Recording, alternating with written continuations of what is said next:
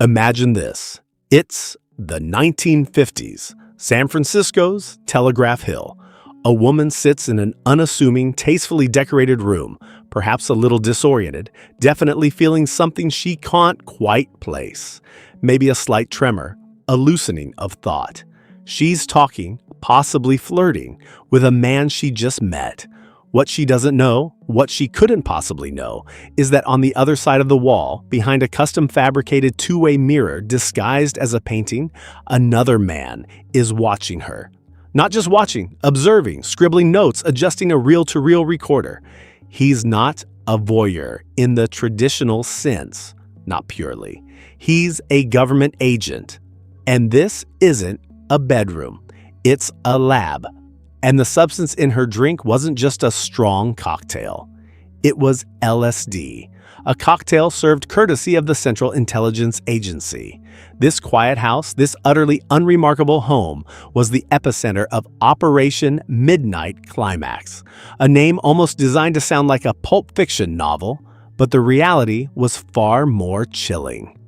Expert, what exactly was Midnight Climax at its core? Operation Midnight Climax was a clandestine subproject of the larger umbrella program known as MK-Ultra.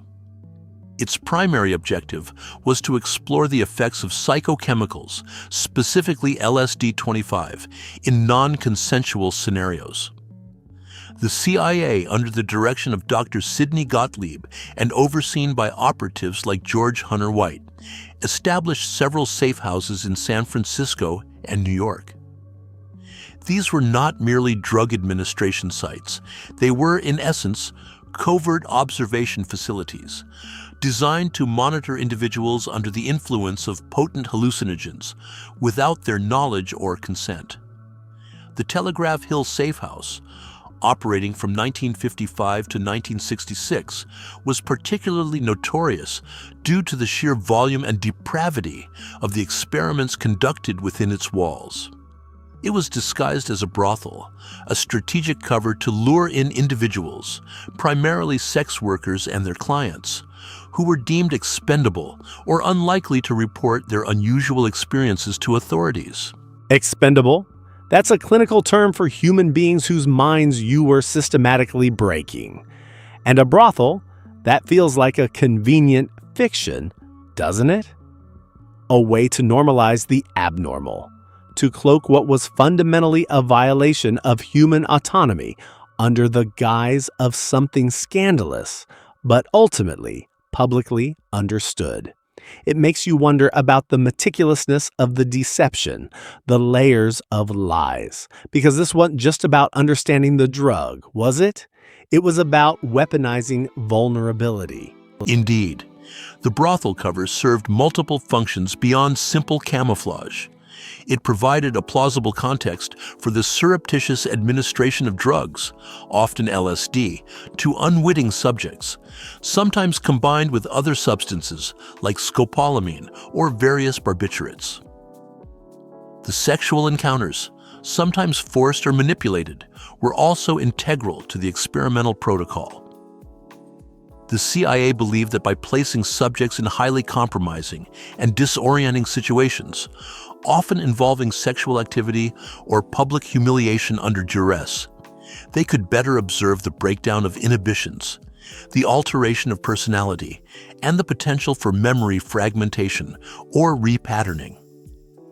The objective was not merely to document drug effects, but to explore the feasibility of mind control, interrogation techniques, and the creation of Manchurian candidate-like operatives.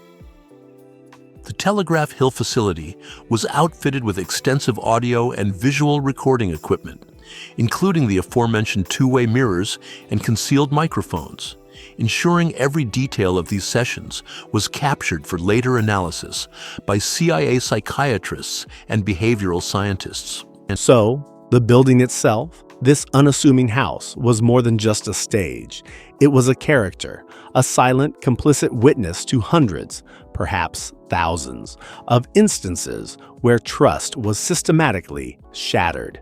The very walls, if they could speak, would whisper of disorientation, paranoia, and the chilling realization that one's reality was not their own. It's hard to reconcile the mundane domesticity of a house with the systemic psychological assault that transpired within it. It sounds less like an experiment and more like a human demolition project, meticulously recorded within these very walls. The analogy is apt. The operational protocol extended far beyond simple observation. White, the primary handler at Telegraph Hill, often referred to himself as a pimp and exhibited a distinct lack of ethical constraint. His personal journals, declassified decades later, provide a disturbing glimpse into the mindset. He frequently described the subjects as guinea pigs and detailed how he would escalate the intensity of the experiences. Subjects would often awaken in their own beds the following day, with no memory of the preceding events, or only fragmented, nightmarish recollections dismissed as drunken fantasies. The CIA's official records, many of which were deliberately destroyed by Gottlieb in 1973, hint at terminal experiments where subjects were pushed to the brink of psychosis, subjected to prolonged sensory deprivation, or exposed to high doses of drugs for extended periods, solely to observe the complete disintegration of their mental faculties. These were not about rehabilitation or therapy. They were about fracturing the human psyche into its most basic components, then theoretically attempting to reassemble it under external control.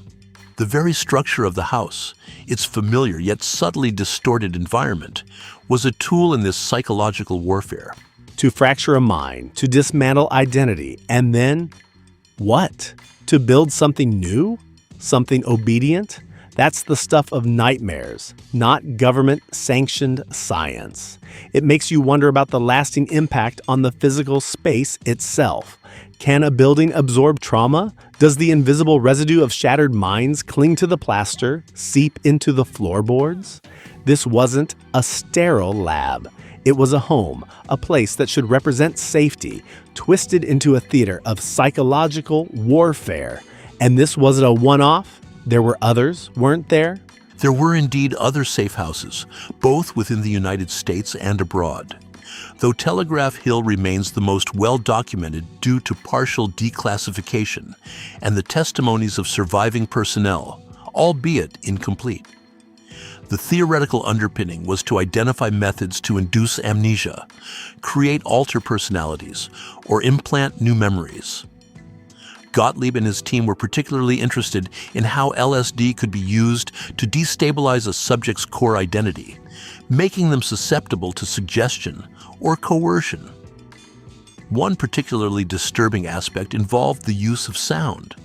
While subjects were drugged, hidden speakers would sometimes play repetitive, disorienting sounds or distorted speech, aimed at further eroding cognitive functions and creating a state of extreme vulnerability.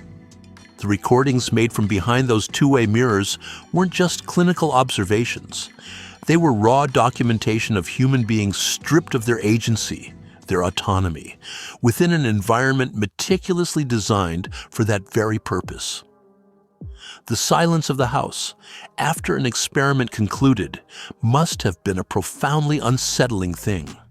A vacuum where a coherent self used to be. A vacuum where a coherent self used to be. That's a terrifying thought, and the implications, the lingering reality of this, stretches far beyond just the 50s and 60s. We know much of the documentation was destroyed. We know the official story is incomplete. So, what truly became of the individuals subjected to Midnight Climax? The expendables? And what about the knowledge gained, or rather the damage inflicted? Does that trauma, that invisible residue, truly just vanish with time? The fate of many Midnight Climax subjects remains unknown. The destruction of records ensures that definitive closure is impossible for many families. Some individuals undoubtedly suffered long-term psychological damage, including persistent paranoia, dissociative disorders, or chronic psychosis. the CIA publicly apologized in a limited capacity when details of MK Ultra emerged, but the scope of the harm, particularly from sub-projects like Midnight Climax, was likely far greater than acknowledged.